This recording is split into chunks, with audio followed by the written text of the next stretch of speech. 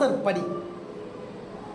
நாம் திறக்க வேண்டிய 3 படிகள், நாம் திறக்கக்கூடாத 3 வாசற்படிகள். நாம் திறக்க வேண்டிய 3 வாசப்படி, நாம் திறக்கக்கூடாத 3 வாசப்படிகள்.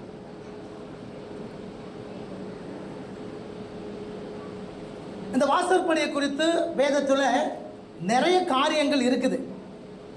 அதில் ஒரு 6 காரியத்தை மாத்திரம் இந்த நாளில் உங்கள் மத்தியில் நான் பேச நான் வாஞ்சிக்கிறேன். முதலாவது, 3 வாசப்படி நாம் திறக்கக்கூடாது. திறக்காததை முதல்ல பார்த்துட்டு அதுக்கப்புறம் திறக்கக்கூடியதை நாம் பார்க்கலாம். அல்லேலூயா. ஆதியாகமம் புஸ்தகம் 4ஆம் அதிகாரம் 7வது வசனத்தை நாம் வாசிக்க கேட்போம். ஆதியாகமம் புஸ்தகம் 4ஆம் அதிகாரம் 7வது வசனம். நீ நன்மை செய்தால் மேன்மை இல்லையோ?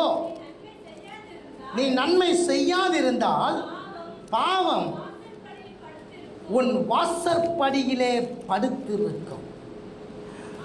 தேவனாகிய கர்த்தர் இங்கே காயினை பார்த்து சொல்லுகிறார். காயினும் ஆபேலும் கர்த்தருக்கு காணிக்கை கொண்டு வருகிறார்கள். ஆபேலுடைய காணிக்கையை கர்த்தர் அங்கீகரிக்கிறார். காயினுடைய காணிக்கையை தேவன் அங்கீகரிக்கவில்லை. காயினுடைய காணிக்கையை தேவன் அங்கீகரிக்காதபடினால அவன் தன் சகோதரனாகிய ஆபேல் மேல அவன் மூர்க்கம் கொண்டு, எரிச்சல் கொண்டு அவனை கொலை செய்வதற்கு அவன் வகை தேடிக் கொண்டிருக்கிறான். முதலாவது அங்கே காணப்படுகிறது, பாவம் வாசற்படியிலே படுத்து இருக்குமா. பாவம் எங்க இருக்குமா? வாசப்படியில் படுத்து இருக்குமா. அவன் முதலாவது எதற்கு நம்முடைய வாசற்படியை நம்ம திறக்கக்கூடாது அப்படின்னா, பாவத்துக்கு. சொல்லுங்க, எதுக்கு? பாவத்துக்கு நம்முடைய வாசற்படியை நம்ம திறக்கக்கூடாது.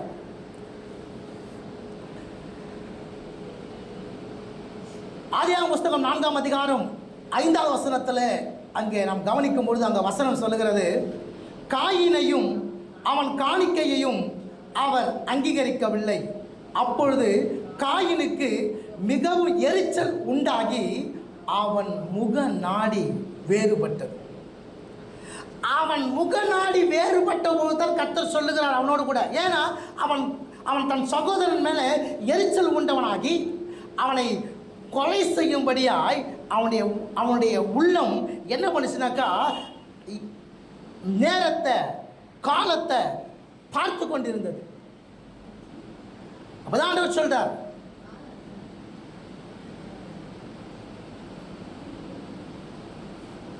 நீ உன் சகோதரன் மேலே எரிச்சல் படாதே.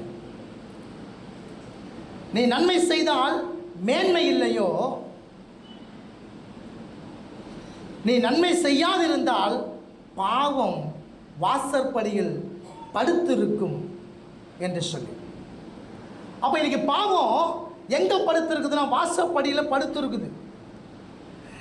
இதை திறந்து நாம் உள்ளே வா அப்படி என்று சொல்லி வெல்கம் பண்ணக்கூடாது. 1 யோவான் 2ஆம் அதிகாரம் 9 முதல் 11 வசனங்கள் வாசிக்கும் பொழுது, 1 யோவான் புஸ்தகம் 2ஆம் அதிகாரம் 9 முதல் 11 வசனங்களை வாசிக்கும் பொழுது அங்கே சகோதரனை பகைக்க கூடாது என்பதை குறித்து வேதம் நமக்கு அங்கே எச்சரிப்பதை நாம் கவனிக்க முடியும். வாசிங்க. ஒளியிலே இருக்கிறவன் என்று சொல்லியும் தன் சகோதரனை பகைக்கிறவன் இதுவரைக்கும் எதில் இருக்கானா? இருளில் இருக்கிறான். தன் சகோதரனிடத்தில் அன்பு கூறுகிறவன் ஒளியிலே நிலை கொண்டிருக்கிறான். அவனிடத்தில் இடரல் ஒன்றுமில்லை. தன் சகோதரனை பகைக்கிறவன் இருளிலே இருந்து இருளிலே நடக்கிறான். இருளானது அவன் கண்களை குருடாக்கினபடியினால் தான் போகும் இடம் இன்னதென்று அறியாதிருக்கிறான். அப்போ வசனம் நமக்கு என்ன எச்சரிக்குதுன்னா, தன் சகோதரன் மேல நியாயம் இல்லாம நம்ம கோபப்படக்கூடாது. தன் சகோதரனை மூடனே என்று சொல்லுகிறவன் எரி நரகத்துக்கு அவன் பாத்திரனாய் இருக்கிறான். நம்ம ஒளியில இருக்கிறோம். நம்ம ஒளியில இருந்து கொண்டு நாம நம்முடைய சகோதரனை பகைத்தா வசனம் சொல்லுகிறது என்னதேமா, நாம இருளிலே இருக்கிறோம் அப்படின்னு சொல்லி. நாம இருளில் இருக்கிறவர்களாக அல்ல. நாம் எப்படிப்பட்டவர்களாக இருக்கணும் அப்படின்னா, நாம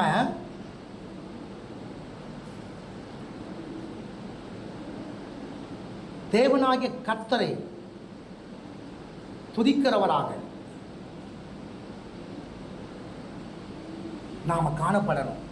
நம்முடைய வாழ்க்கையில் ஒரு நாளும் ஒருபோதும் பாவத்துக்கு இடம் கொடுக்கக்கூடாது. 1 யோவான் 3ஆம் அதிகாரம் 11 மற்றும் 12 வசனங்களை வாசிக்கும் பொழுது, 1 யோவான் 3ஆம் அதிகாரம் 11 மற்றும் 12 வசனங்களை வாசிக்கும் பொழுது,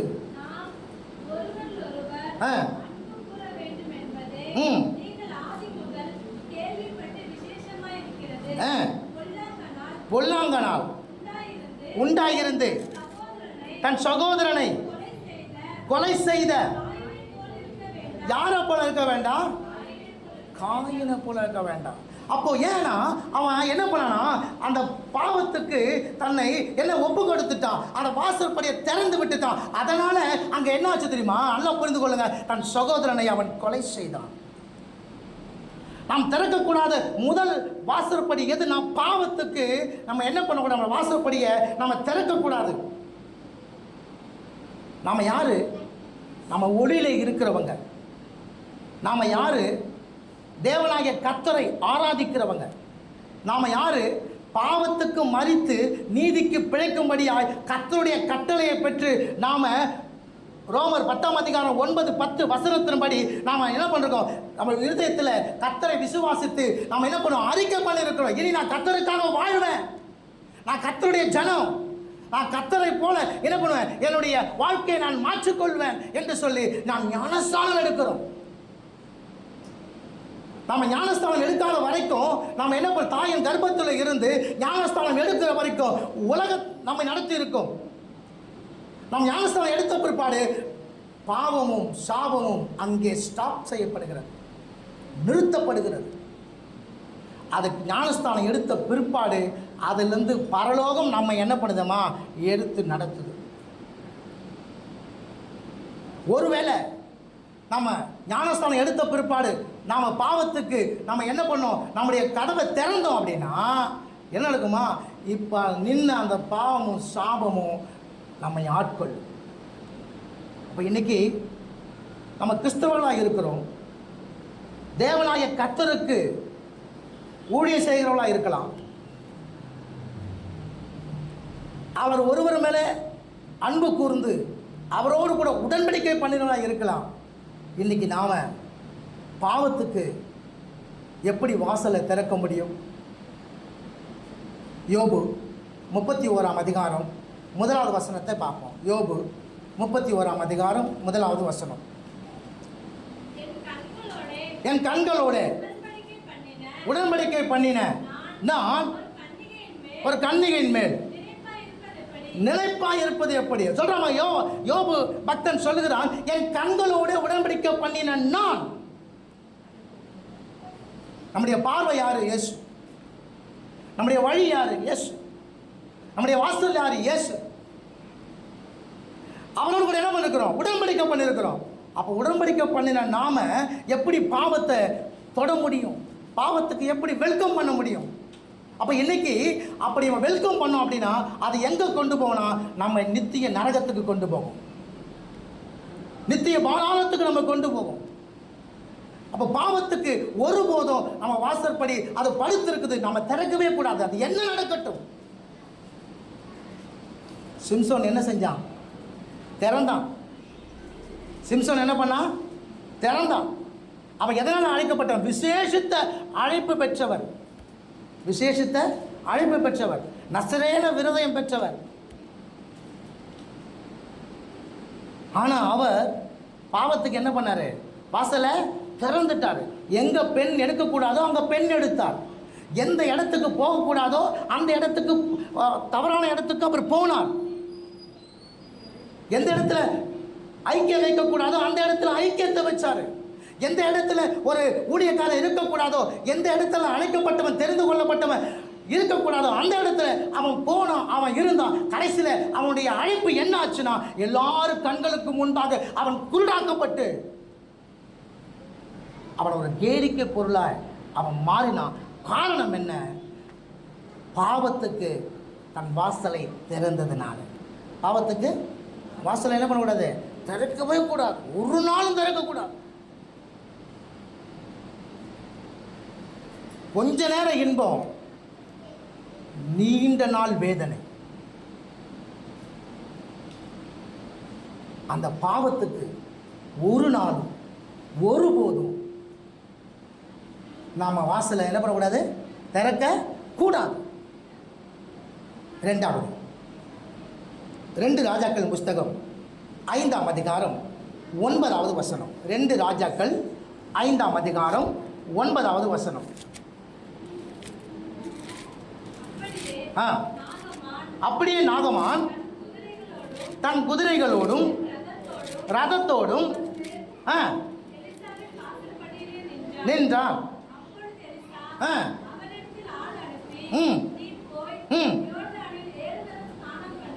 பண்ணு பாருங்க. அப்படின்னா ரெண்டாவது நம்ம திறக்க கூடாத வாசற்படி எது, வாசல் எது அப்படின்னா உலக காரியத்துக்காக. எதுக்காக? இப்ப நாகமான் கிளம்பி வரான். யாருக்கிட்ட கிளம்பி வரான்? எலிசாவை பார்க்க வரான். எதுக்கு வரான் அப்படின்னா, அவன் குஷ்டரோகத்தில் இருக்கிறான்.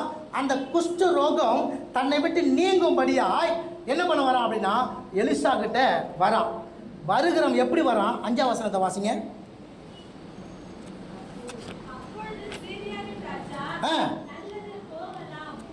அஞ்சாம் வசனம் வாசிமா. 2 நாளுக்கு 5:5. வாசிங்க.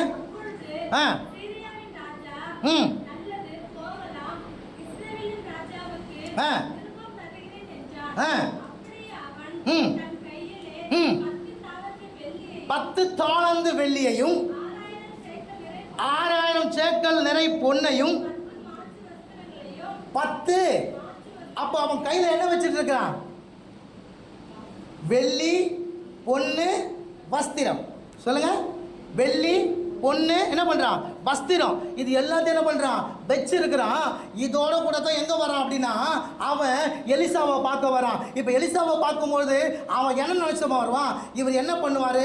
கிட்ட கூப்பிட்டு அப்படியே கையை மேல வச்சு அப்படியே தடவி இப்ப என்ன பண்ணும்? சுகம் உண்டாவதாக என்று ஜெபம் பண்ணுவார். அப்படி நினைச்சு வந்தான்.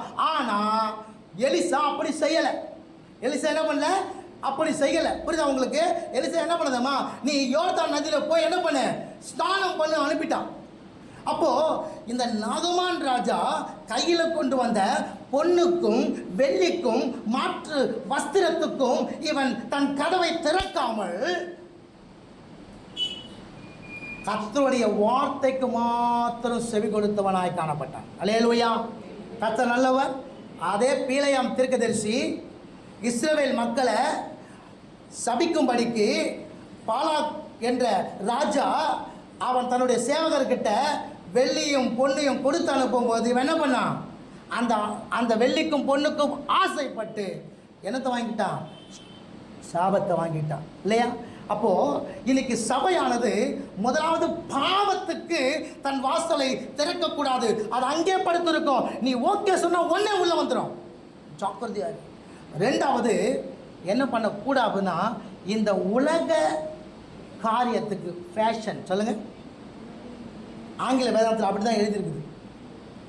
எதுக்கு அப்படின்னா, ஃபேஷனுக்கு உங்கள் வாசப்படியை திறக்கக்கூடாது. அல்லேலூயா. இப்போ நமக்குன்னு ஒரு நாகரிகம் இருக்குது. நமக்குன்னு இப்படி தான் ட்ரெஸ்ஸு போடணும், இப்படி தான் உட்காரணும், இப்படி தான் நடக்கணும், இப்படி தான் இருக்கணும், அப்படி சில வரைமுறை இருக்கிறது. சகலமும் ஒழுக்கமாயும் கிரமமுமாயும் நடக்க கடவுள். பொருந்தில வாசிக்கிறது என்னது? சகலமும் ஒழுக்கமாய் கிரமமுமாய் செய்யணுமா. இன்னைக்கு உலகம் உள்ள வந்துருச்சு. என்ன வந்துருச்சு? உலகம் என்ன பண்ணுது? உள்ள வந்துருச்சு. இந்த ஆடம்பரத்துக்கு வேஷத்துக்கும் நம்ம என்ன பண்ணக்கூடாது? நாம் நம்முடைய வாசலை திறக்கக்கூடாது. ரோமருக்கு எழுதின நிருபம் 12ஆம் அதிகாரம் 1வது வசனத்தை வாசிக்கலாம். ரோமர் 12:1. அப்படி இருக்க சகோதரரே, நீங்கள் உங்கள் சரீரங்களை பரிசுத்தமும் தேவனுக்கு பிரியமுமான ஜீவ பலியாக ஒப்பு கொடுக்க வேண்டும் என்று இரக்கங்களை முன்னிட்டு. இப்போ நாம் நம்முடைய சரீரங்களை எப்படி ஒப்பு கொடுக்கணுமா? ஜீவ பலியாக ஒப்பு கொடுக்கணுமா? அடுத்த வசனத்தை வாசிங்க. 2ஆம் வசனம்.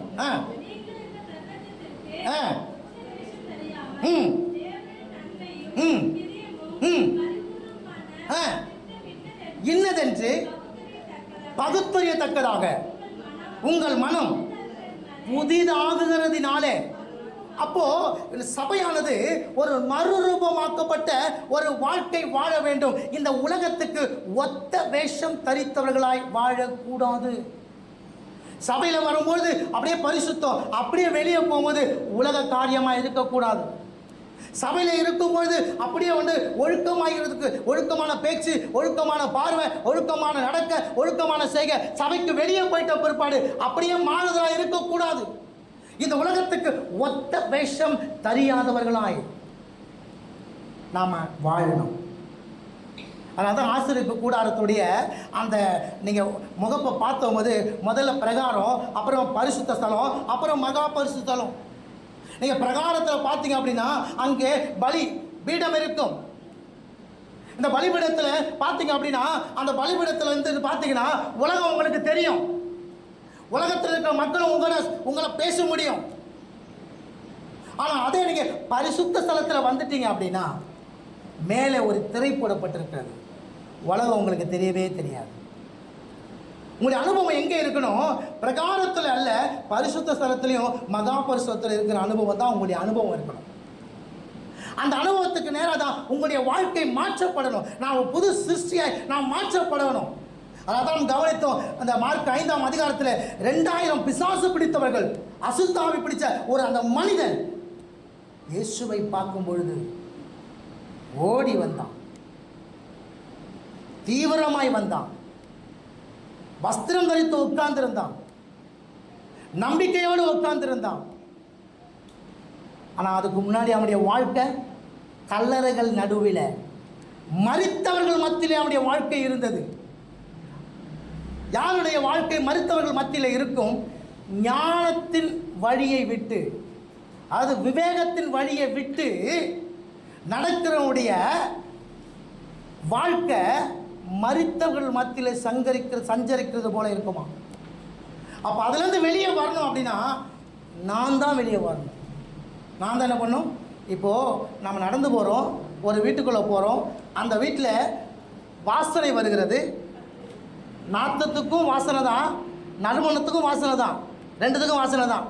இப்போ துர்நாற்றம் அடித்தா நம்ம அங்கே இருப்போமா? சொல்லுங்கள். நாமெல்லாம் வெளியே வந்துடுமா? வெளியே வர மாட்டோமா? வெளியே வரணும்ல.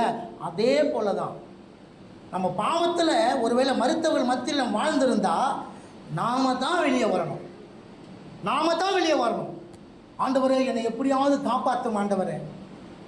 உனக்கு உணர்வை தான் தருவார். நீ இப்படிப்பட்ட வாழ்க்கை வாழ்கிற, நீ இப்படிப்பட்ட செய்கையில் இருக்கிற, நீ இப்படிப்பட்ட காரியத்தை நினைக்கிற, அப்படி ஆண்டவர் சொல்லுவார், உணர்த்தப்படுவார். அதில் நான் தான் வெளியே வரணும். அப்போது இன்னைக்கு பாவத்துக்கு வாசல் திறக்காம அதே போல உலகத்தின் வழக்கத்துக்கும்படி நாம் வாசலை என்ன பண்ணக்கூடாது? ஒரு நாளும் திறக்க கூடாது. நம்முடைய பிள்ளைகளுக்கு நீங்கள் ஆடையை எடுத்துக்கொள்கிறீங்களா? நல்ல ஆடையில் எடுத்துக்கொள்ளுங்க, நேர்த்தியான ஆடை எடுத்துக்கொள்ளுங்க, தப்பே கிடையாது. இங்கே கிழிஞ்சு போய் இங்கேருந்து இங்கே கிழிஞ்சு போய் இங்கேருந்து நாடா பின்னாடி பெருசாக வந்து அங்கே நாட்டு போடுற மாதிரி நீங்கள் எடுத்து கொடுத்துட்டு அப்புறம் பின்னால் வந்து அவுத்துட்டு போயிட்டானா என்ன பண்ண முடியும்? காட்டி போயிடுவான். அப்புறம் அவன் மேலே குறை சொல்கிறது, அவன் எப்படி பண்ணிட்டான் நீ போட வேண்டியதை ஒழுங்காக போடு. நல்லா புரிஞ்சு வந்த பாவாடை தாவணி போடுற வரைக்கும் பிரச்சனையே இல்லைங்க. ஸ்கூல் லைஃப்பும் சரி, வெளி உலக லைஃப்பும் சரி, என்னைக்கு ஆடை கம்மியாச்சோ அன்னைக்கு தான் பிரச்சனையும் வந்துச்சு. புரியுதா? இன்னைக்கு சபையை என்ன ஆச்சுன்னா ஃபேஷனுக்கு மாறி போச்சு. எங்கே மாறி போச்சு? ஃபேஷனுக்கு மாறி போச்சு. நாமளே நம்ம பிள்ளைக்கு என்ன பண்ணுறது தெரியுமா? உப்பு குத்துறோம். கேட்டால் அது குழந்தை. என்ன சொல்கிறோம்? குழந்தை. சின்ன வயசுலேருந்து நல்லதை மாத்திரம் சொல்லி தருவோமே. ஆமாவா இல்லையா? அல்லேலூயா. கர்த்தர் நல்லவர். புரியுதா உங்களுக்கு? இப்போது பையனை முடிவெட்ட போனான் அப்படின்னா, இப்போ பையனோட முடிவெட்ட அவன் கேட்பாங்க என்ன அப்படின்னா, ஸ்கூல் பசங்க மாதிரி வெட்டு. என்ன சொல்லுவேன்? என்ன கவனிங்க, ஸ்கூல் பசங்க வெட்டுற மாதிரி வெட்டு, இதை தான் சொல்லுவேன். ஓகேவா? அவன் கேட்பான் என்ன அப்படின்னாக்கா, இந்த முடிக்க இங்கே நம்ம கோடு எடுத்து வாடுறோம்ல, இந்த இடத்துல வந்து என்ன பண்ணுவோம் அப்படின்னா கொஞ்சம் அப்படியே கட் பண்ணி விடுவான். ஏன் அப்படின்னா அது ஒரு டோன், அந்த ரூட்டு தெரியறதுக்காக. நான் ஒரு ரூட்டு தான் வேண்டாம். இன்றைக்கி நான் விட்டுட்டேன் அப்படின்னா நாளைக்கு அவன், இன்றைக்கி நான் ஒரு கோடுக்கு விட்டேன்னா நாளைக்கு அவன் 3 கோடு போட்டுன்னு வருவான். நாளைக்கு அவன் என்ன பண்ணுவான்? 3 கோடு போட்டுன்னு வருவான். அப்போ அவன் கேட்பான் என்னடா அப்படி போட்டு வரான்? அப்பா நீங்கள் அன்றைக்கி ஒரு கோடு போ ஒன்றும் சொல்லலை, அப்போ 3 கோடு போட்ட எல்லாம் ஒன்று தான்ப்பா.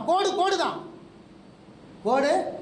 சின்ன வயசுலேயே உங்கள் பிள்ளைங்களுக்கு இப்படி தான் முடி வெட்டணும், இப்படி தான் ட்ரெஸ்ஸு போடணும் அப்படி நீங்கள் சொல்லி வளங்க. நிச்சயமாக முதிர் வயதான போது அதை அவர்கள் விடாதிருப்பார்கள். புரியுதா உங்களுக்கு? அப்போ இன்னைக்கு எல்லாத்துக்கும் வழிவகுத்து யார் தெரியுமா? நான் தான். நாங்கள் வழிவகுத்து கொடுத்துட்டு அப்புறம் பிள்ளைங்க மேலே என்ன பண்ணுறாங்க? பிள்ளைங்க நான் இப்படி எதிர்பார்க்கவே இல்லை பாஸ்டர், இப்படி அவன் பண்ணிட்டு வருவான்னு. ஒருத்தர் போட்டு வந்தார், நான் பேர் சொல்ல விரும்பலை. ஒருத்தர் போட்டு வந்தார் என்ன அப்படின்னா, ஆர் இங்கே ஆர் போட்டு வந்தார். என்னன்னு கேட்டால் அவர் பேர், அவங்க அம்மா பேராக தான். கேட்டால் அவங்க அம்மா பேர் சொல்கிறாரு, அம்மா நான் உன் பேரை போட்டு வந்தம்மான்னு சொல்லி. நல்ல வேலை அவங்க அம்மா மரியாதையாக போயிட்டு மொட்டை அடிச்சுடுவான்னு சொல்லி மொட்டை அடிச்சு விட்டாச்சு. அப்படி செய்யணும். அப்படி செஞ்சால் அடுத்த முறை அவன் செய்ய மாட்டான். இன்னைக்கு நாம் அழகாகுது பாருங்க, எவ்வளோ சூப்பராகுது பேசும் பொழுதே. சொல்லுங்கள், நாம் இன்றைக்கி நம்ம அப்பா அம்மாவில் பேர் விட்டு கூப்பிட்டுருக்கோமா? சொல்லுங்கள், பேர் விட்டு கொடுங்க. அம்மாவை இன்னைய வரைக்கும் நம்ம மரியாதையாக பேர் விட்டு. இன்றைக்கி இருக்கிற பிள்ளைங்க அப்பாவை பேர் விட்டு கூப்பிடுது, அம்மாவை பேர் விட்டு கூப்பிடுது. அம்மாவை வாங்க கூட சொல்ல, வாடி. என்னது கேட்டால் என்ன சொல்ல தெரியுமா? குழந்தை தானே. அந்த குழந்தை பெருசாக கூப்பிடும். நீ சின்னதுலேயே அந்த பாவம் உள்ள வராதபடிக்கு அதை மூடு, அதை திறந்து விடாத, ஃபேஷனை உள்ள கொண்டு வராத. இப்போ நீ கேட்கலாம், இந்த மொபைல் இருக்குது, இதுவும் ஃபேஷன் தானே, இதே யூஸ் பண்ணுறீங்க. நல்லது நிறைய இருக்குது, அதைக்காக யூஸ் பண்ணு. இன்னைக்கு இதில் இருக்கிற அந்த யூடியூப்பில் நல்லதை மாத்திரமே பார்த்து லட்சக்கணக்காக கோடிக்கணக்காக சம்பாதிக்கிறவங்க இருக்கிறாங்க. ஆனால் அதே யூடியூப்பை பார்த்து கெட்டு சீரழிவுன்னு இருக்கிறான். நம்ம நல்லதை மாத்திரம் பார்ப்போமே. சின்ன வயசுலேயே அதை பார்க்கும்போது அது என்னத்தை பார்க்குது, ஏதோ பார்க்குது, கேட்டு பாரு. இன்றைக்கி சோறு ஊட்டும் போது எதை கொடுக்குறாங்க? செல்ஃபோனை கொடுக்குறாங்க, பழகிடுறாங்க. அப்புறம் செல்ஃபோனை கொடுங்க, அது என்ன பண்ணும்? கத்தும். அப்புறம் சொல்கிறது அவன் வந்து செல்ஃபோனை விடவே மாட்டான் பாஸ்டர். சின்ன வயசுலேயே முட்டி போட்டுருக்குது கண்ணாடி. இயற்கையாக வந்தால் அது வேற, இயற்கையாக வருது அது வேற. ஆனால் அதே நேரத்தில் நாம் இப்படி இந்த மொபைல் பார்த்து நம்முடைய கண் பார்வை மங்கி போய் இருந்துச்சு அப்படின்னா அது ரொம்ப கஷ்டம் இல்லையா? அது காரணம் என்ன? இந்த ஃபேஷனுக்கு நம்மை நாமே ஒப்பு கொடுக்கறது தான் பிரச்சனை. தயவாய் ஒரு காரியத்தை நீங்கள் புரிந்து கொள்ளுங்க. பாவத்துக்கும் இந்த உலகத்தின் வழக்கத்துக்கும் வேஷத்துக்கும் உங்களுடைய கதவை நீங்கள் என்ன பண்ணக்கூடாது, ஒரு நாளும் தயவு செய்து திறக்கக்கூடாது. அல்லேலூயா. மூன்றாவது காரியம் வாசிங்க, அப்போஸ்தலர் நடபடிகள் 5:9. அப்போஸ்தலர் நடபடிகள் 5ஆம் அதிகாரம் 9ஆம் வசனம். பேதுரு அவளை நோக்கி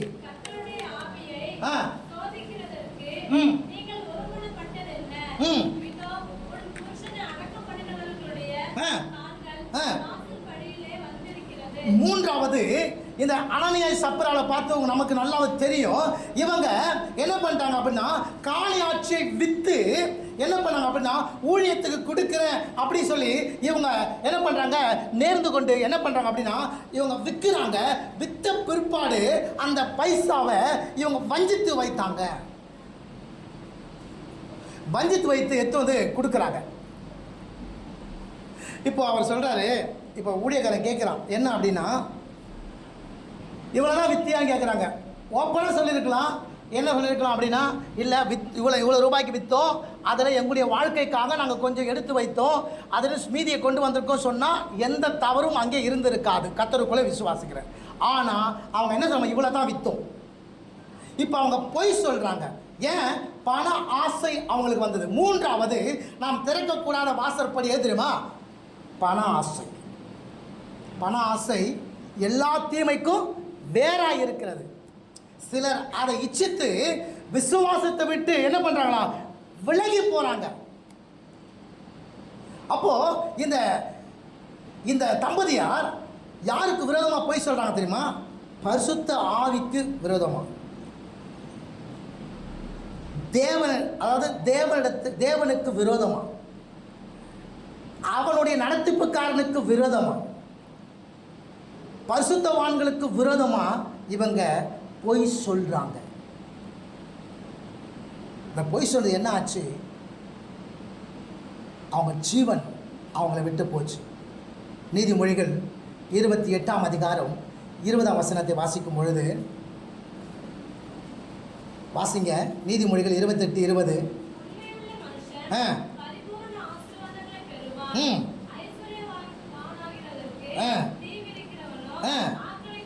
ஐஸ்வர்யவான் ஆகிறதுக்கு தீவிரிக்கிறவன் ஆக்கினைக்கு. அப்போ நாம பண ஆசை நமக்கு இருக்கக்கூடாது. பணம் உனக்கு வேண்டும், ஆனா பண ஆசை இருக்கக்கூடாது. எபிரேயர் 13ஆம் அதிகாரம் 5வது வசனம் சொல்லுது. எபிரேயர் 13ஆம் அதிகாரம் 5வது வசனம், நீங்கள் பண ஆசை இல்லாதவர்களாக இருந்து உங்களுக்கு இருக்கிறவைகள் போதும் என்று எண்ணுங்கள், அப்பொழுது நான் உங்களை விட்டு விலகுவதும் இல்லை, உங்களை கை விடுவதும் இல்லை என்று கர்த்தர் சொல்லுகிறார். நீங்க ஆண்டவர் உங்களை விட்டு விலகுவதும் இல்லை, உங்களை கைவிடுவதும். எப்போ? போதும் போதும். ஒரு வாரத்துக்கு ஒரு காலத்துக்கு மட்டும் நம்ம சொல்லுவோம். என்ன சொல்லுவாங்களா? சாப்பாட்டுக்கு. அதுக்கு மட்டும் தான் என்ன பண்ணோம்? போதும். பணத்துக்கும் போதும் போதும். ஏன்னா இருக்கிறவைகள் போதும். சொல்லி பாருங்க, இந்த உலகத்தை உண்டாக்கின தேவனாகிய கர்த்தர் உன்னோடு கூட இருப்பார். அல்லேலூயா. கர்த்தர் நல்லவர். ஆமென்.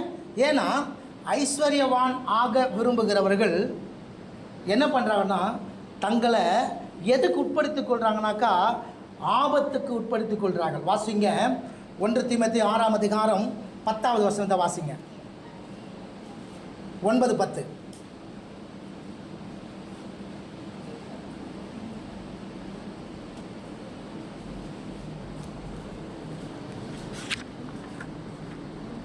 ஆறு 9 10.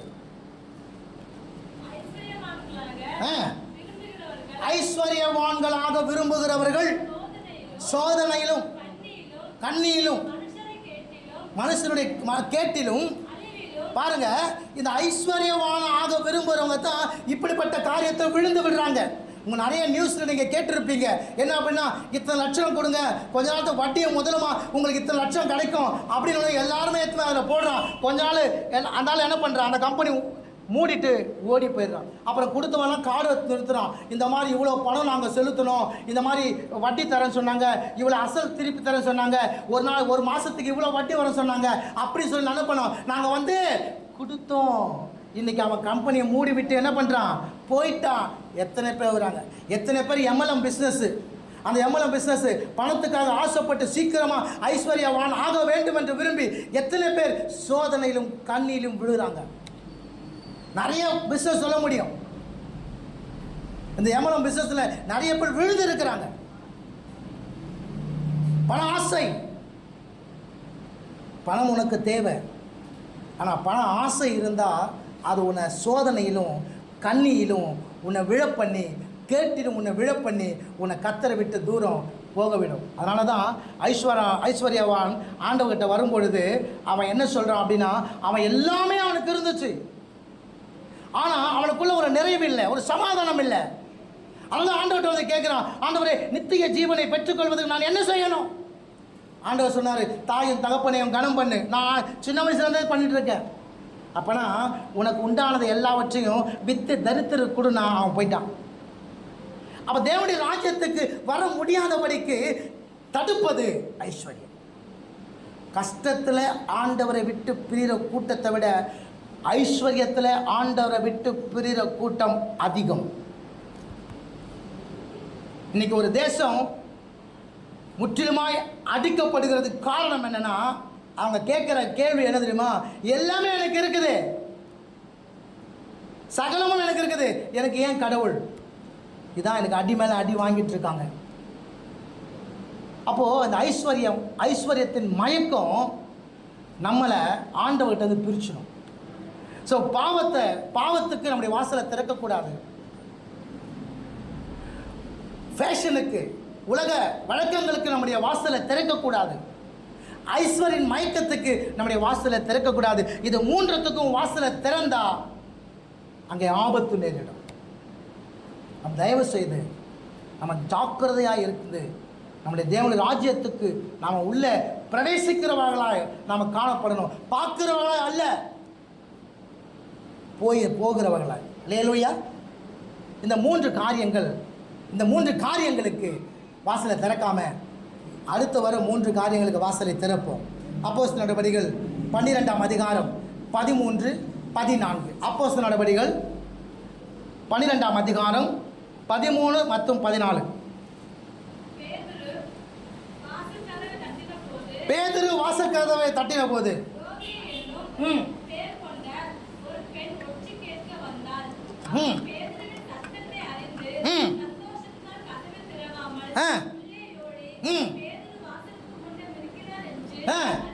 நல்லா புரிந்து கொள்ளுங்க. இப்போ பேதுரு சிறையிருப்பில் இருந்தார். இப்போ ஊக்கமாக ஜெபம் பண்ணாங்க. இப்போ ஜெபம் பண்ண போது பேதுரு கர்த்தருடைய நாமத்தினால ஒரு தூதனால விடுவிக்கப்படுகிறாரு. விடுவிக்கப்பட்ட அந்த பேதுரு இவங்கெல்லாம் ஒன்றா கூடி ஜெபம் பண்ணுறாங்கல்ல, அந்த இடத்துக்கு வராங்க. இப்போ வந்து கதவை தட்டுறாரு. கதவை என்ன பண்ணுறாரு? தட்டுறாரு. இப்போ ரோதை என்ற பெண் சத்தத்தை கேட்டு போகிறா. என்ன பண்ணுறா? சத்தத்தை கேட்டு போயிட்டு அவளுக்கு தெளிவாக தெரியுது தட்டுறது யாரு? பேதுரு. தட்டுறது தெரியுது. இப்போ என்ன பண்ணோம்? கதவை திறக்கணும்ல, கதவை திறக்கல. கதவை என்ன பண்ணல? திறக்கல. புரியுது உங்களுக்கு? பேதுருன்னு தெரியுது. பேதுருன்னு தெரிஞ்சு என்ன பண்ணல? கதவை திறக்கல. பேதுரு எதற்கு அடையாளமாக இருக்கிறார் அப்படின்னா, பரிசுத்தவான்களுடைய ஐக்கியத்திற்கும் அப்போஸ்தலர் உபதேசத்துக்கும் அடையாளமாக இருக்கிறார். ஒன்று நன்றாய் தெரிகிறது, அவன் பேதுரு என்று தெரிகிறது, ஆனால் வாசலை என்ன பண்ணல? திறக்கல. இன்னைக்கு நிறைய பேர் என்ன பண்ண அப்படின்னா, வந்திருக்கிறோம், கேட்கிறோம், இது சத்தமும் தெரியுது, ஆனா இந்த ஐக்கியத்துக்குள்ள வருவதற்கு அநேகருக்கு விருப்பம் இல்லை. 2 தீமோத்தேயு 2ஆம் அதிகாரம் 22வது வசனத்தை வாசிக்கலாம். 2 தீமோத்தேயு 2ஆம் அதிகாரம் 22வது வசனம். அன்றியும் பாலியத்துக்குரிய இச்சைகளுக்கு விலகி ஓடி சித்த இருதயத்தோட கர்த்தரை தொழுது கொள்ளுகிறவர்களோடு கூட உன்னுடைய ஐக்கியம் இருக்க வேண்டும். 2 மறக்கவே கூடாது. சொல்லுங்க, 2 மறக்க கூடாது. அல்லேலூயா. கர்த்தர் நல்லவர். சில நம்பரை மறக்க கூடாது. உங்க வீட்டு நம்பர் மறப்பீங்களா? மறக்க மாட்டீங்க இல்லையா? சில பேர் உங்களுக்கு ரொம்ப பிடிச்சதில்ல, அந்த நம்பர்லாம், ஃபோன் நம்பர்லாம் மறக்க மாட்டீங்க. கரெக்டா? இப்போ நான் சொல்ற நம்பரை மறக்காதீங்க. உங்களுக்கு எதனா தேவையா? ஐயோ, என் வாழ்க்கையில் இவ்வளோ தேவைகள் இருக்குது, நான் என்ன பண்ணுவேன், என்ன செய்வேன், எப்படி நடக்கும்? 3 மறக்கக்கூடாது. 3 மறக்கக்கூடாது. சொல்லுங்க, 3 மறக்கக்கூடாது. எரேமியா 33:3 என்னை நோக்கி கூப்பிடு, அப்பொழுது நீ அறியாததும் எட்டாததுமான புதிய காரியங்களை அறிவிப்ப. அல்லேலூயா. உனக்கு ஆச்சரியமான காரியங்கள் வாழ்க்கை நடக்க வேணுமா? இந்த எண்ணம் மறக்காத. நீ கேட்டது உனக்கு கிடைக்கணுமா? நீ விரும்புவது உனக்கு வரணுமா? 1:4 சொல்லுங்க, இல்லை 14 யோவான் 14 சொல்கிறது, என் நாமத்தினால எதை கேட்டாலும் அதை நான் உங்களுக்கு. அல்லேலூயா. சொல்லுங்க, 3 மறக்கக்கூடாது, 14 மறக்கக்கூடாது, 4:2 மறக்கக்கூடாது. இதை மறக்காதவன் தான் ஒழுங்காக வாழ முடியும், எல்லாத்தையும் பெற்றுக்கொள்ள முடியும். அல்லேலூயா. கர்த்தர் நல்லவர். ஆமென். அப்போ நான் இந்த ரோதைக்கு அங்கே கதவை தட்டுகிறது யார் அப்படின்னா பேதுருன்னு தெரியுது, ஆனால் திறக்க மாட்டான். காரணம் என்ன? அந்த ஐக்கியத்துக்குள்ள உள்ள போவதற்கு விரும்பவில்லை. இன்னைக்கு சபை அப்படிதான் இருக்குது. இது சத்தம் தேவனுடைய சத்தம், இந்த வார்த்தை தேவனுடைய வார்த்தை. இப்படிதான் வாழணும், இப்படிதான் இருக்கணும். பாவத்துக்கும் உலக வேஷத்துக்கும் நம்ம என்ன பண்ணக்கூடாது, நம்மை நாமே விற்றுப்படக்கூடாது என்பது நமக்கு தெரியுது. ஆனா திறக்க மாற்றோமே. என்ன மாற்றோம்? திறக்க மாற்றோம். அப்போஸ்தல ஐக்கியத்திலும் அப்போஸ்தலருடைய உபதேசத்திலும் என்னைக்கு நாம நிலைத்து இருக்கிறோமோ அன்னைக்கு தான் நம்முடைய வாழ்க்கை சீர்பெறும். அல்லேலூயா. கர்த்தர் நல்லவர். ஆமென். 1 பேதுரு 5ஆம் அதிகாரம் 1வது வசனத்தை வாசிங்க. 1 பேதுரு 5ஆம் அதிகாரம் 1வது வசனம்.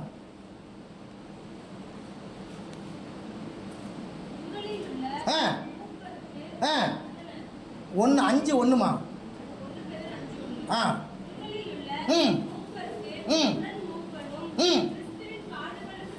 கிறிஸ்துவின் பாடுகளுக்கு சாட்சியும். அப்ப பேதுரு தான் எழுதுறாரு. அப்ப இந்த பேதுரு சொல்றாரு கிறிஸ்துவின் பாடுகளுக்கு. அப்போ பேதுருனா இன்னொரு காரியத்தை அடையாளப்படுத்துகிறது, அது பாடுகள். சொல்லுங்க, கிறிஸ்துவின் நிமித்தம் வருகிற பாடுகள்.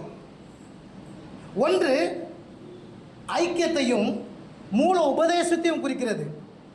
இன்னொன்று அது கிறிஸ்துவின் நிமித்தம் பாடுபடுவதையும் குறிக்கிறது. நீ எதுக்கு கதவை திறக்கணும், எதுக்கு வாசலை திறக்கணும் அப்படின்னா கிறிஸ்துவின் நிமித்தம் பாடுபடுவதற்கு. சொல்லுங்க, இதே பேதுரு இயேசுவோடு கூட இருக்கும்போது இயேசு சொன்னார், நான் வந்து மற்றவர்களால் பாடுபடவும் வேதனை அடையவும் சிலுவையில் ஒப்பு கொடுப்பவும் நேரம் வந்துருச்சு. இப்படியா மனுஷகுமாரன் ஒப்பு கொடுக்க போகிறார், அவர் சிலுவையில் அவங்களால அடிக்கப்பட போகிறார், பாடுபட வேண்டியது இருக்குது, 3ஆம் நாளில் உயிர் தெழ வேண்டியது இருக்குது, எல்லாத்தையும் சொல்கிறாரு. இப்போ பேதுரு தனியாக தோள் மேலே கையை போட்டு சொல்கிறாரு, அப்படிலாம் உனக்கு ஆகக்கூடாது. பாடுபடுவதற்கு என்ன பண்ணல முடியாது பேதுரு சொன்னார். அதே பேதுரு இயேசு கிறிஸ்து உயிர் தெழுந்து அபிஷேகத்தை பெற்ற பிற்பாடு அதே பேதுரு எழுதுறாரு, நான் பாடுகளுக்கு சாட்சின்னு சொல்றேன். அல்லேலூயா. கர்த்தர் நல்லவர். ஆமென். அப்போ கிறிஸ்தவனாக இருக்கிற நாம பாடுபடுவதற்கு. சொல்லுங்க, கிறிஸ்துவ வாழ்க்கை என்பதே பாடுகள் ஊடாய் நடக்க இடுக்கமான வாசல் தான், விசாலமான வாசல் அல்ல. இடுக்கமான வாசல் வழியாக தான் நம்ம போகணும். பாடுகள் ஊடே நம்ம கடந்து போகணும். நீ என்னோடு கூட பாடுகளை அனுபவித்தால் என்னோடு கூட ஆளுகை செய்வேன். இன்னைக்கு பாடுபடுவதற்கு விருப்பம் இல்லை கிறிஸ்துவத்திற்கு. என்னை சுகமாய் தங்க பண்ணுவார், என்னை புல்லுள்ள இடங்களில் மேய்ப்பார், என்னை அமர்ந்து தண்ணில் கொண்டு போய் வைப்பார். கண்டிப்பாக எப்போதுமா பாடுகளுக்கு அர்த்தம் தான். நீ அவரோடு கூட பாடுபடுறதுக்கு உன்னை ஒப்புக்கொடு. ஆபிரகாமை தேவன் அழைத்தார். எதுக்கு அழைத்தார்? அழைக்கும் போது சொன்னார், நான் அப்போ இல்லை, எனக்கு தெரியாதுன்னு சொல்லக்கூடாது. புரியுதா? ஆபிரகாமை தேவன் எதுக்கு அழைத்தார்? ஆசீர்வாதமாய் வாழும்படி அழைத்தார். அப்போஸ்தலன் பவுலை தேவன் எதுக்கு அழைத்தார்? என் நிமித்தம் பாடுபடுவதற்கு. அழைப்பு பாருங்க, ஒருத்தர் ஆசீர்வாதமாக இருக்குது தான், ஒருத்தர் கிறிஸ்துவ நிமித்தமாக பாடுபடுவதுக்கா. ஆனால் அவங்க கீழே போயிட்டாங்களா? இல்லையே, 2 பேரும் மேலே தான் இருக்கிறாங்க. அல்லேலூயா, கர்த்தர் நல்லவர். ஆமென். அப்போது நாம் எதற்கு நம்முடைய வாசலை திறக்கணும் அப்படிமா? கிறிஸ்துவனுடைய பரிசுத்தவானுடைய ஐக்கியத்திற்கும் கிறிஸ்துவனுடைய மூல உபதேசத்துக்கும் கிறிஸ்துவின் நிமித்தம் பாடுபடுவதற்கும் நாம் நம்முடைய வாசலை திறக்க வேண்டும். ஆமென். அல்லேலூயா, கர்த்தர் நல்லவர். அடுத்த காரியம் 4வது வாசிங்க. யாக்கோபு 5ஆம் அதிகாரம் 9ஆம் வசனம். யாக்கோபு 5ஆம் அதிகாரம் 9ஆம் வசனம்.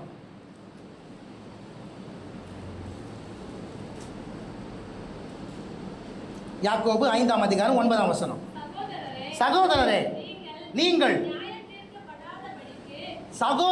நீங்கள் நியாயம் தீர்க்கப்படாதபடிக்கு ஒருவருக்கொருவர் விரோதமாய் என்னமா புரியுதா உங்களுக்கு? இப்போ 4வது நாம் திறக்க வேண்டிய 5வது நாம் திறக்க வேண்டிய கதவு ஒன்று இருக்குது. அந்த கதவு என்ன தெரியுமா? அங்கே சொல்லுவது நியாயாதிபதி வாசற்படியில் நிற்கிறாராம். நியாயாதிபதி வாசற்படியில் நிற்கிறார். ஒருத்தருக்கு ஒருத்தர் முறையிடாதீங்க. அடுத்தவன் என்ன பண்ணுறான், அடுத்தவன் என்ன செய்கிறான் அதை பார்க்காத. கிறிஸ்தவத்தில் அதாவது ஒரு காரியம் இருக்கிறது. ஆங்கிலத்தில் குட்டுக்கு ஆப்போசிட் என்னன்னா பேட். சொல்லுங்கள், குட்டுக்கு ஆப்போசிட் என்னது? ஸ்பிரிச்சுவலில் குட்டுக்கு ஆப்போசிட்டு பெட்டர். சொல்லுங்கள், குட்டுக்கு ஆப்போசிட் என்னது? பெட்டர். நான் அவனை விட, நான் அவளை விட, நான் ஒன்றும் அவனை மாதிரி இல்லை, நான் ஒன்றும் அவளை மாதிரி இல்லை, நான் எல்லாம் கரெக்டாக நான் ஜபிக்கிறவனாகும், நான் நல்லா பாடுறவனாக்கும், நான் நல்லா என்ன பண்ணுறேன் கரெக்டாக வந்து ஆலயத்துக்கு வரவனாக்கும். இதுதான் ஆபத்து, இதுதான் ஆபத்து. பரிசையும் ஆலயத்தை 2 பேர் ஜெபம் பண்ணான். பரிசையும் ஜெபம் பண்ணுறான், நான் தானியத்திலும் தசம பாகம் கொடுக்காம எல்லாத்தையும் கொடுக்குறேன், 3 வேளை நல்லா ஜெபம் பண்ணுறேன், எல்லாம் பண்ணுறேன், வாரத்தில் கரெக்டாக என்ன பண்ணுறேன், ஆலயத்துக்கு வந்துடுறேன், 2 ஒரு வாரத்துக்கு 2 வேளை உபவாசிக்கிறேன். ஆனால் ஆயக்காரன் சொல்கிறான், தன் கண்களை வானத்துக்கு ஏறெடுக்க துணியாமல் பாவியாக இருக்கிற என் மேல் கிருபையாக இருக்கும். கர்த்தர் சொன்னார், இவன் அல்ல அவனே. புரியுதா உங்களுக்கு? அப்போது இன்னைக்கு அத்தவங்க மேலே குறை சொல்லுகிறவனாய் அல்ல, என்னை நான் தன்னைத்தானே பரிசோதித்துக் கொள்கிறவனாய் நான் இருக்க வேண்டும். அதற்கு யார் அவசியம்? பரிசுத்த ஆவியானவர் அவசியம். அல்லேலூயா, ஆமென். யோவான் சுவிசேஷம் 16ஆம் அதிகாரம் 7ஆம் வசனத்தில் நாம் பார்க்கும் பொழுது, அங்கே கர்த்தருடைய ஆவியானவர் வந்தாக்கா நீதியை குறித்தும் பாவத்தை குறித்தும் நீதியை குறித்தும் நியாய தீர்ப்பை குறித்தும் கண்டித்தவர் உணர்த்துவார். அப்போ நான் எப்படி இருக்கிறேன்? கிறிஸ்துவுக்குள்ள நான் எப்படி இருக்கிறேன்? கிறிஸ்துவுக்கு பிடித்தமான வாழ்க்கை நான் வாழ்றேனா? கிறிஸ்துவுக்கு உகந்தவனா நான் இருக்கிறேனா? கிறிஸ்து விரும்புறது போல என் வாழ்க்கையை நான் அமைத்து கொண்டு இருக்கிறேனா? முதல்ல என்ன நான் பார்க்கணும். சொல்லுங்க, என்ன பார்க்கணும்? அப்போ 5வது நான் திறக்க வேண்டிய வாசல் ஏற்றுமா? ஆவியானவருக்கு. ஆவியானவருக்கு நான் வாசலை திறந்தோம் அப்படின்னா நான் மற்றவனை குறை சொல்ல மாட்டேன். அல்லேலூயா, கர்த்தர் நல்லவர். யோவான் சுவிசேஷம் 16ஆம் அதிகாரத்தில் கர்த்தருடைய ஆவியானவர் ஊற்றப்படுத்த பற்றி சொல்லப்படுது. வந்தால் நல்லது, அவர் வந்தால் பூமியில் என்னென்ன காரியத்தை செய்வார் என்று ஆண்டவராக இயேசு கிறிஸ்து அங்கே சொல்லுகிறார். இன்னைக்கு ஆவியானவருக்கு வருவதற்கு இடம் கொடுக்கிறோமா? அதை தவிர மற்ற எல்லா காரியத்துக்கும் இடம் கொடுக்குறோம். ஜபிக்கும் பொழுது ஆவியானவருக்கு இடம் கொடுத்தா தான் நீங்கள் என்ன ஜபிக்கணும்னு உங்களுக்கு தெரியாது, ஆனால் எப்படி ஜபிக்கணும் அவருக்கு தெரியும். அல்லேலூயா, புரியுதா உங்களுக்கு? இன்ன காரியத்துக்கு எப்படி வேண்டிக் கொள்வதுன்னு உங்களுக்கு தெரியாது, ஆனால் இன்னென்ன காரியத்துக்கு இப்படியெல்லாம் வேண்டிக் கொள்ளணும் அவருக்கு தெரியும். வாங்க ஆவியானவரே, நாம் 2 பேரும் சேர்ந்து ஜெபம் பண்ணுவோம். வாங்க, வாங்க ஆவியானவரே, நாம் 2 பேரும் இணைந்து தேவனை ஆராதிப்போம். வாங்க. கூப்பிட்டு பாருங்க. உங்கள் ஜெபமும் உங்கள் ஆராதனையும் எவ்வளவு விசேஷமாக இருக்கும் என்று சொல்லி. இன்னைக்கு அப்படி கூப்பிடாம இன்னைக்கு அடுத்தவங்களை குற்றச்சாட்டு கொண்டிருக்கும் போது வசனம் சொல்றது, வாசற்படியிலே கர்த்தர் நிற்கிறார், நியாயாதிபதி நிற்கிறார். மத்தேயு சுவிசேஷம் 7:1 சொல்கிறது. மத்தேயு 7ஆம் அதிகாரம் 1ஆம் வசனம், மற்றவர்களை குற்றவாளியாக தீர்க்கிறவன் நீயே, போக்கு சொல்ல உனக்கு என்ன பண்ணல, இடம் இல்லை. மத்தேயு 7ஆம் அதிகாரம் 1ஆம் வசனம். குற்றவாளிகள் என்று தீர்க்கப்படாதபடிக்கு மற்றவர்களை குற்றவாளிகள் என்று தீர்க்காதிருங்கள். ஏனெனில் நீங்கள் மற்றவர்களை தீர்க்கிற தீர்க்கின்படியே நீங்களும் தீர்க்கப்படுவீர்கள். நீங்கள் மற்றவருக்கு அளக்கிற அளவின்படியே உங்களுக்கும் அளக்கப்படும். மற்றவங்களை என்ன பண்ண தேவையில்ல, குற்றவாளிப்படுத்த வேண்டாம். முதல்ல உன் கண்ணில் இருக்கிற உத்திரத்தை எடு, அப்புறம் உன் சகோதரன் கண்ணில் இருக்கிற உத்திரத்தை எடுத்து போட நீ வகை பாப்பா. நீ முதல்ல உன்னை சுத்திகரித்துக்கொள். நீ முதல்ல உன்னை கர்த்தருக்கு உகந்தவனை மாற்றிக்கொள். நீ முதலாவது கர்த்தருக்கு பிரியமான வாழ்க்கை வாழ்வதற்கு உன்னை ஒப்பு கொடுக்க உன்னை ஆயத்தமாக்கிக்கொள். அதை விட்டுட்டு நீ அடுத்தவனை குறை சொல்லாத. வாசப்படில் நியாயாதிபதி நிற்கிறார். அல்லேலூயா. கடைசியாக வாசிப்போம். மத்தேயு 24ஆம் அதிகாரம் 32, 33. மத்தேயு சுவிசேஷம் 24ஆம் அதிகாரம் 32 மற்றும் 33.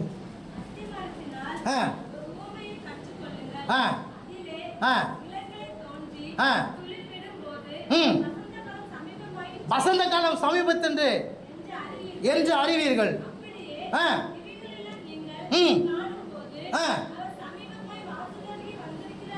என்று அல்லப்படுது. அத்திமரம் யாரு அப்படின்னா யூதர்கள்.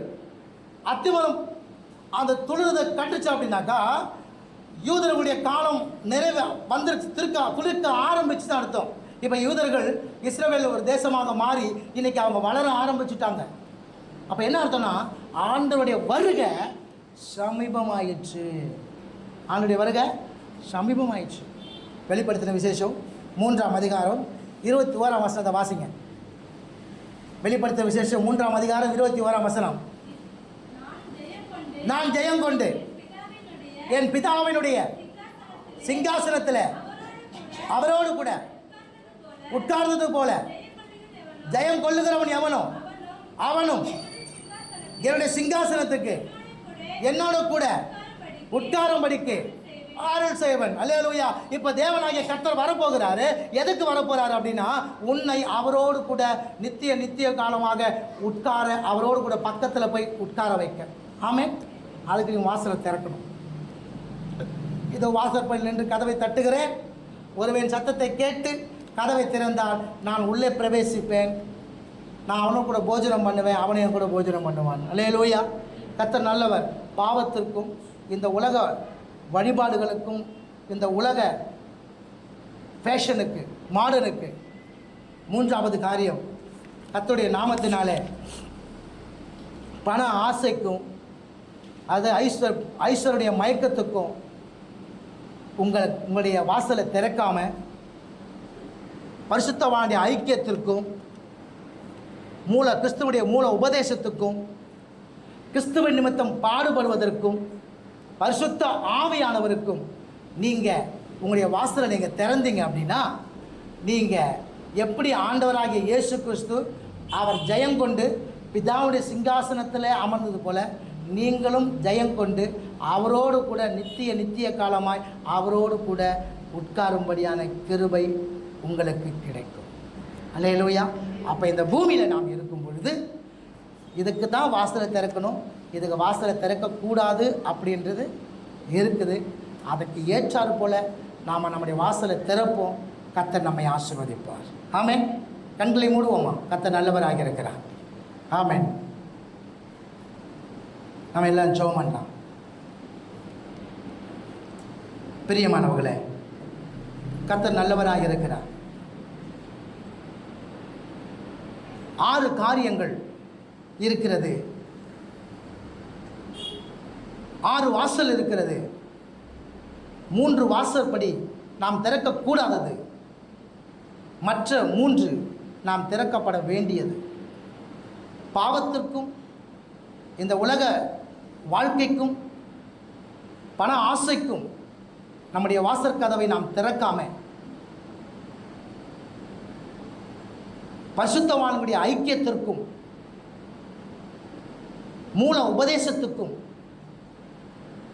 கிறிஸ்துவின் நிமித்தம் பாடுபடுவதற்கும் பரிசுத்த ஆவி நம்மை நடத்துவதற்கும் நம்முடைய வாசலை நாம் திறக்கும் பொழுது இந்த பூமியில் நாம் ஜெயம் கொண்டவர்களாக, ஜெயம் பெற்றவர்களாக நாம் வாழுவோம். ஆண்டவருடைய வருகையில் நாம் எடுத்துக்கொள்ளப்பட்டு அவரோடு கூட அவருடைய சிங்காசனத்துக்கு முன்பாக நிற்கிறவர்களாக, அவரோடு கூட உட்காருகிறவர்களாக நாம் அங்கே காணப்படுவோம். ஆம் பிரியமானவர்களே, அதுக்கு தான் தேவன் உங்களை என்னை அழைத்திருக்கிறார். தேவன் நம்மை ரட்சித்து இருக்கிறார். தேவன் நம்மை சபையில் சேர்த்து இருக்கிறார். இதற்காக மாத்திரம் நாம் வாசலை திறப்போம். கர்த்தர் நம்மை ஆசீர்வதிப்பாராக. ஆமென்.